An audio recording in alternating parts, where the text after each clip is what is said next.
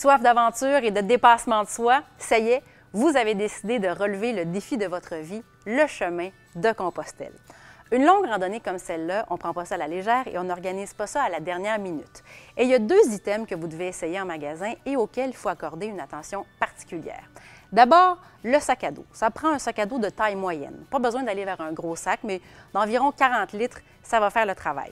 Il faut que ce soit un sac qui est léger, qui est confortable. Vous allez marcher des jours, des semaines avec ce sac-là, et donc le choix du sac et son poids est capital. Les souliers aussi, ça c'est fondamental. Dans le cas de Compostelle, vous allez marcher majoritairement sur du plat, sur de longs kilomètres, de longues semaines, et donc ça prend un soulier qui est adapté à ce type de randonnée-là. Évidemment, les souliers, on ne magasine pas ça 2 semaines avant le départ. On se les procure suffisamment à l'avance pour avoir le temps de les casser, d'être bien confortable dedans avant de partir. Bâton de randonnée.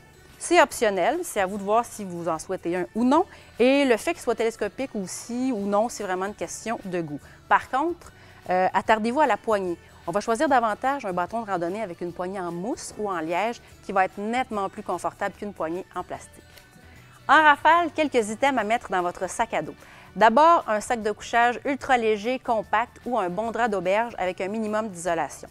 Dans le cas de Compostelle, vous allez dormir majoritairement en auberge, en dortoir, donc pas dehors, pas en tente, alors pas besoin d'une grosse isolation. Sinon, dans les vêtements et sous-vêtements, on veut quelque chose qui respire, qui ne garde pas l'humidité. Alors pour ça, je vous conseille d'aller vers des vêtements en polyester synthétique ou en laine mérino. C'est absolument formidable. Si vous ne connaissez pas encore les vêtements chez Icebreaker en laine mérino, essayez ça. Je vous garantis que vous allez tomber en amour et plus jamais revenir en arrière. Ça prendra également un bon imperméable, car oui, par moment, il pleuvra. Vous pouvez toujours aller aussi vers le poncho, qui est une alternative intéressante. Avantage du poncho, c'est que vous allez pouvoir recouvrir le sac à dos en entier, en plus de votre personne, donc très pratique. Un petit kit de premiers soins et de survie avec une couverture de survie, des collations, des barres tendres, tout ce qui touche l'hydratation, vraiment tout ce qui va vous permettre de tenir plus longtemps. Ça aussi, on met ça dans le sac à dos. Une serviette, ça aussi, ça risque d'être pratique par moment. Serviette en microfibre, c'est léger, c'est compact et ça sèche ultra rapidement. Ça aussi, vous allez adorer.